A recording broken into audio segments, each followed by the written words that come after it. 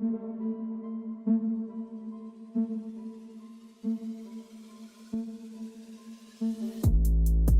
family. But I got the feeling that, I want to come back, so I'm definitely ready. 3 years away from the spotlight does not mean Errol Spence spent 3 years sitting still. While many people focus on the inactivity, they overlook what was happening behind closed doors. Even though he fought 7 times, I don't think he'll be sharper than me. I'm better than him. I'm a better caliber fighter. I'm just all-around pedigree. It's going to be a very tough fight. He's a balls-to-the-wall type fighter, very tough. He has no quit in him. Super prideful. It's going to be a very, very brutal fight. I'm sure he's going to give it everything he has.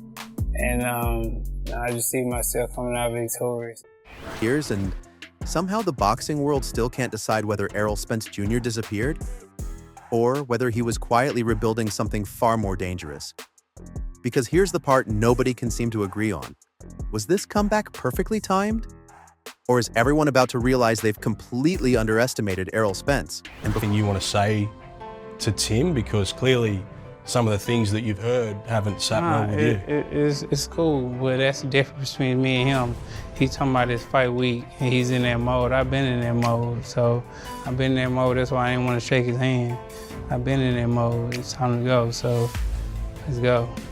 I said that his team that he had were clowns. If he had a trainer who knew anything about the rules and regulations of boxing in his first fight against Vendora, if they had any brains, they would have stopped the fight, and he's still world champion. I felt like Jeff was the one that I needed in this point of my career, this point of my life, and it's been a positive outlook ever since. If I didn't train as hard, it's gonna dawn on me during fight night. I'm kind of like a worry freak. It's only your fault when somebody exploits you and bring out that weakness that you already knew you had, but you didn't change the results. So it's better to do it now and not have to worry about your legs getting tired in the fight, because fight's too late. I'm doing everything, training hard, sparring hard, running hard. I'm ready to fight come April 16th. I'm leaving.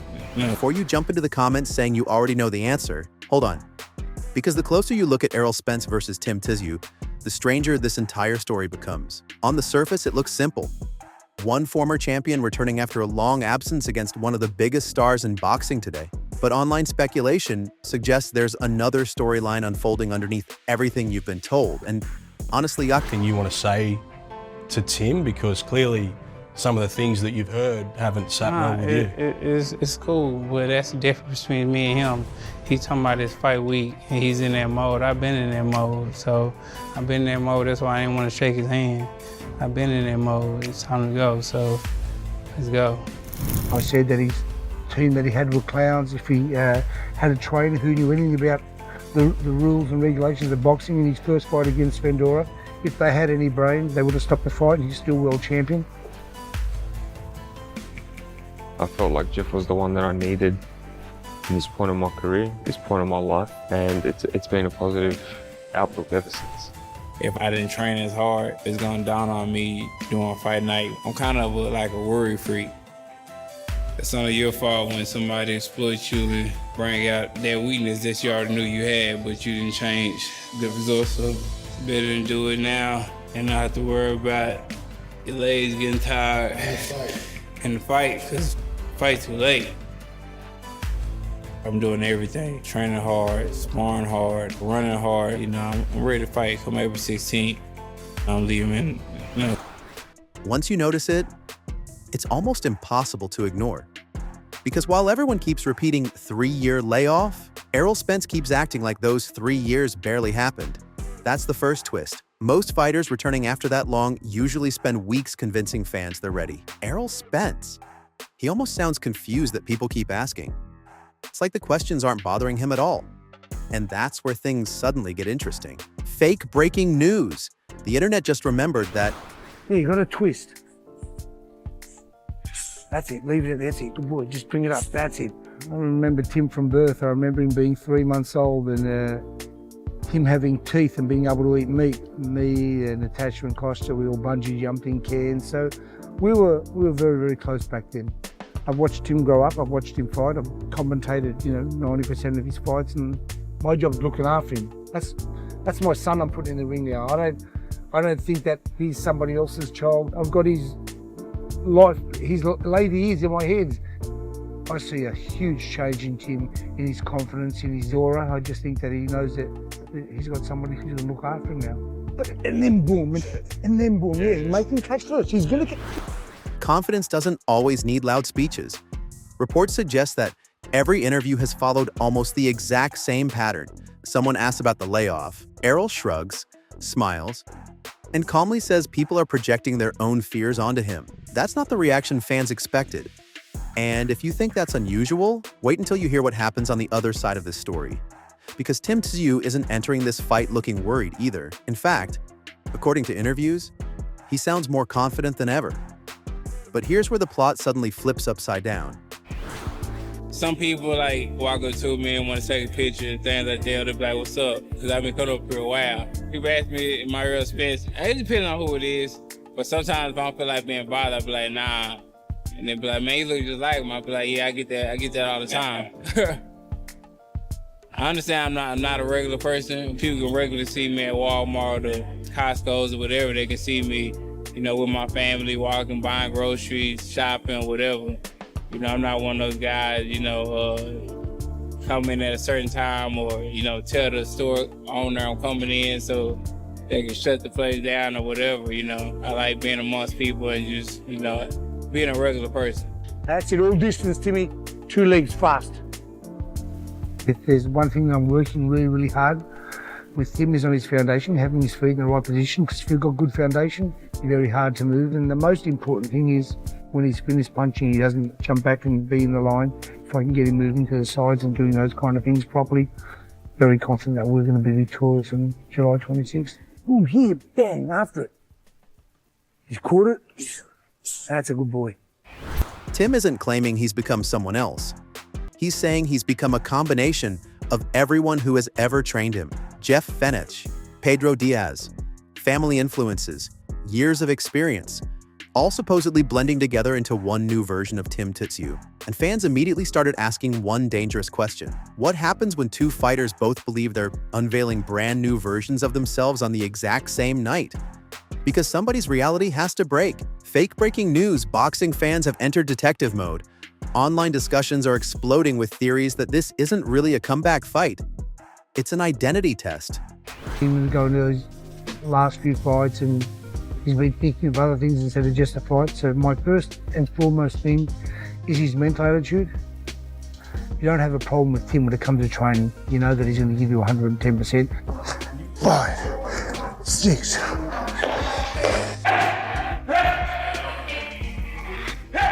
Sometimes a little bit too much, so it's better to have a little underdone than overdone. Time! Good boy. Excellent, Tim. One more? No.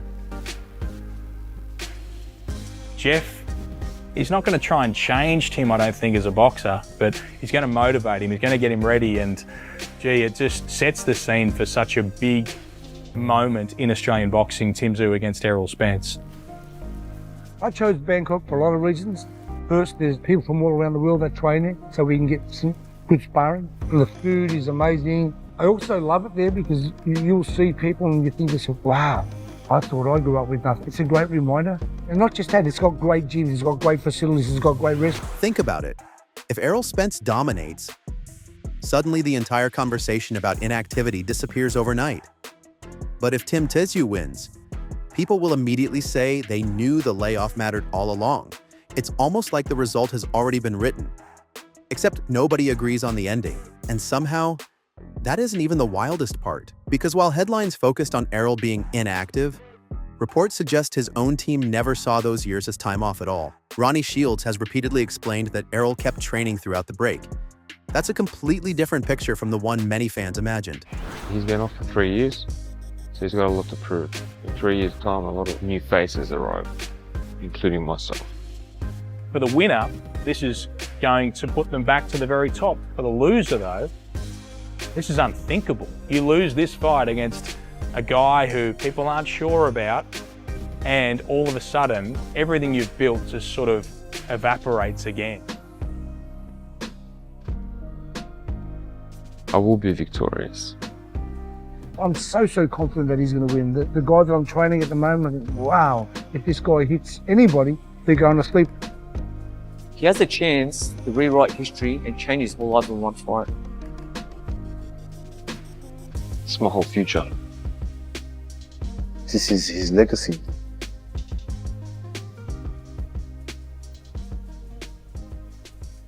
Show the world. Instead of disappearing, the narrative becomes someone quietly rebuilding behind closed doors, and suddenly the phrase 3 years away doesn't sound nearly as dramatic anymore, unless that's exactly what made the comeback even more dangerous, because now another twist crashes into the conversation. Jeff Fenech isn't just another trainer standing in Tim Tszyu's corner. Their connection goes back years, long before championship fights, long before world title prep. Here, Errol Spence. Errol, who's got more pressure on them in this fight, yourself or Tim Tszyu?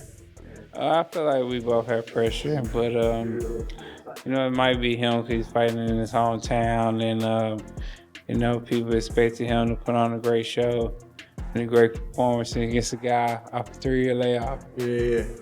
What gets you the win in this fight? Is it your experience? Is it your ring IQ? Is it your jab? What's your path to victory in this fight? I mean, you said it. Is that how you say it? I mean, yeah, that and amongst the other things. Pressure. Long before social media debates. According to Fenech, he watched Tim grow up. That changes everything. Suddenly, this isn't simply coach versus opponent. Fans are saying it feels personal, almost like someone protecting years of investment. And if that wasn't enough, Fenech has made it clear that he's focusing on strengthening Tim's foundation rather than reinventing his style.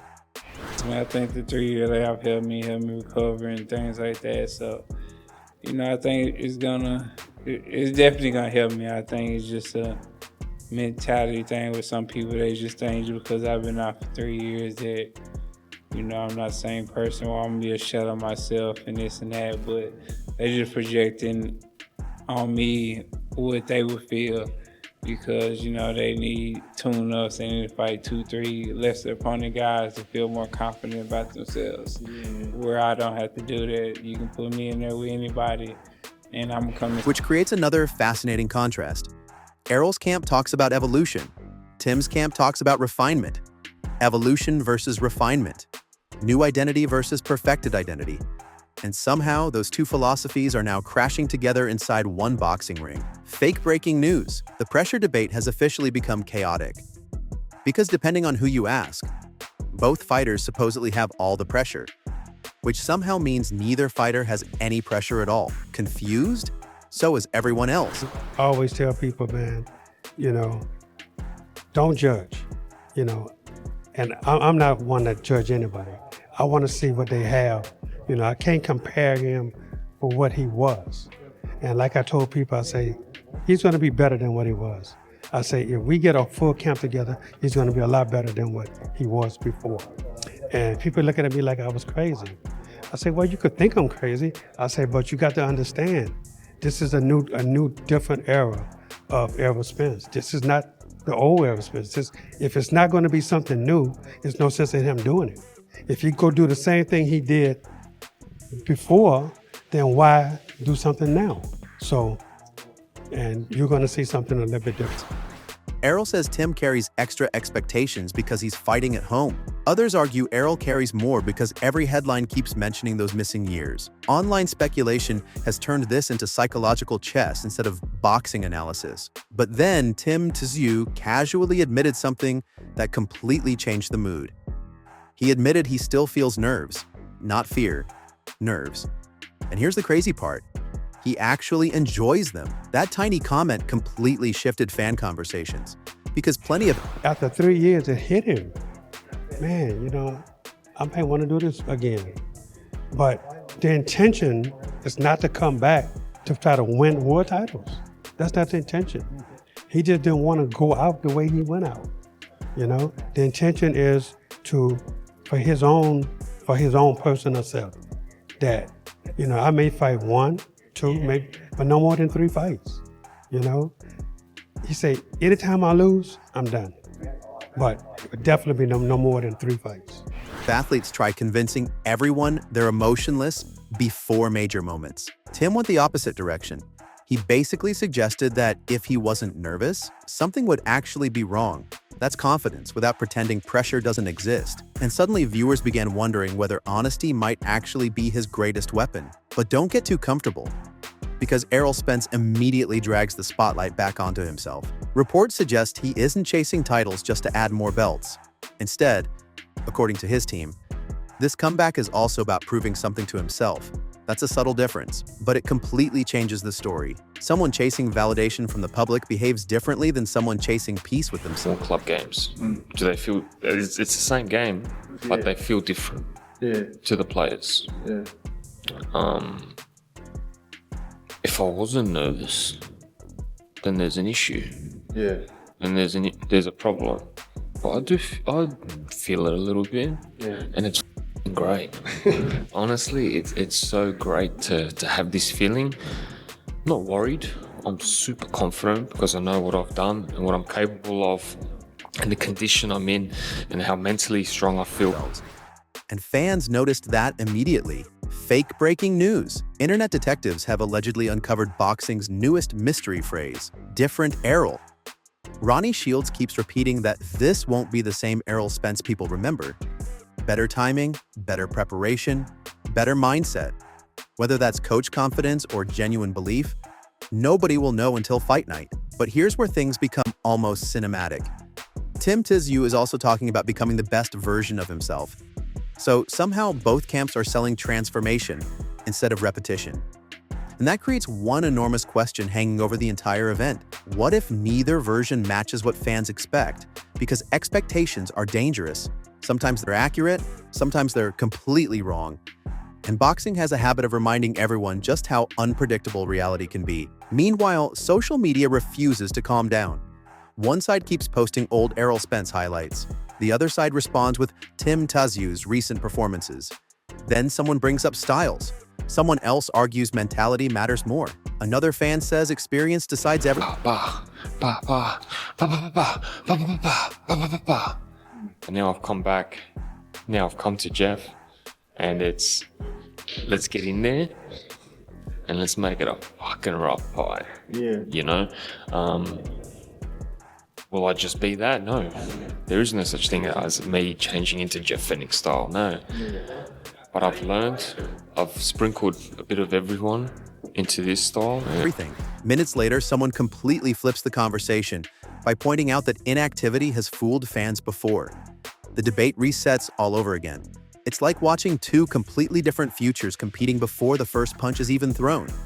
Fake breaking news sources, also known as extremely passionate comment sections, are reportedly divided into two completely opposite universes. Universe number 1 believes Errol Spence's calm attitude is proof he already knows something everyone else doesn't. Universe number 2 believes Tim Tszyu's momentum simply can't be stopped. Expect everyone to say the layoff secretly helped him all along. If Tim wins, expect everyone to insist inactivity was always the deciding factor. Funny how hindsight always sounds so confident. But before the opening bell, nobody truly knows. And maybe, just maybe, that's the biggest reveal of this entire story.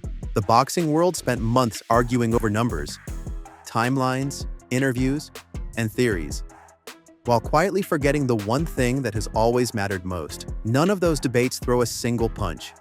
The fighters do, which means every prediction you're hearing today could disappear the moment the first clean shot lands. So here's the final twist that completely reframes everything you've just watched. Maybe this was never Errol Spence versus Tim Tszyu. Maybe it has always been expectation versus reality. Maybe the loudest opinions were never the strongest ones. Maybe the biggest surprise won't be who wins, but how quickly everyone rewrites the story afterward. And if that's true, then here's the question nobody seems ready to answer. When the final bell rings, will fans remember what actually happened? Or only the version of the story they wanted to believe all along?